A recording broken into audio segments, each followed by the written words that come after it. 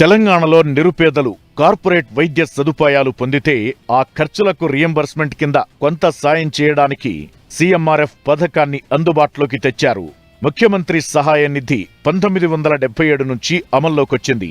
2004లో దివంగత మాజీ ముఖ్యమంత్రి వైఎస్ రాజశేఖర రెడ్డి ఆధ్వర్యంలో కాంగ్రెస్ ప్రభుత్వం సీఎంఆర్ఎఫ్ స్కీమ్ను బలోపేతం చేసింది. ఇప్పుడు సీఎం రేవంత్ రెడ్డి నేతృత్వంలోని కాంగ్రెస్ ప్రభుత్వం కూడా సీఎంఆర్ఎఫ్ కు అధిక ప్రాధాన్యమిస్తోంది. ఇంతవరకు బాగానే ఉన్నా ఇక్కడే అసలు చిక్కొచ్చి పడింది.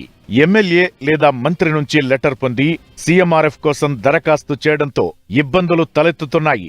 ట్రీట్మెంట్ పూర్తి చేసుకున్న కొందరు పేషెంట్స్ కు ఎమ్మెల్యే అందుబాటులో ఉండకపోవడం లేదా ప్రతిపక్ష పార్టీ ఎమ్మెల్యే కావడంతో పక్క నియోజకవర్గ ఎమ్మెల్యేతోనో లేదా మంత్రి సిఫారసుతోనో సీఎంఆర్ఎఫ్ కు దరఖాస్తు చేసుకుంటున్నారు.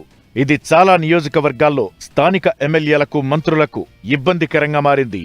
మహబూబ్ నగర్ జిల్లాలో సీఎంఆర్ఎఫ్ విషయంలో ఇద్దరు ఎమ్మెల్యేల మధ్య వివాదం నెలకొంది. ఉమ్మడి వరంగల్ జిల్లాలోనూ ఇలాంటి పరిస్థితి ఏర్పడింది.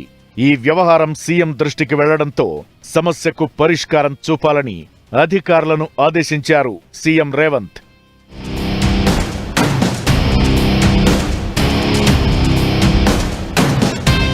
ఈ వివాదంతో సీఎంఆర్ఎఫ్ విషయంలో కొత్త రూల్ను తీసుకొచ్చింది తెలంగాణ ప్రభుత్వం. పేషెంట్ల స్థానికత ఆధారంగా ఆయా నియోజకవర్గ ఎమ్మెల్యేలు మంత్రుల లెటర్ల ఆధారంగానే ముఖ్యమంత్రి సహాయ నిధి నుంచి వారికి సాయం అందించాలని సర్కార్ నిర్ణయించింది. ఈ విషయంపై ఎమ్మెల్యేలకు మంత్రులకు అధికారికంగా ఆదేశాలు వెళ్లాయి.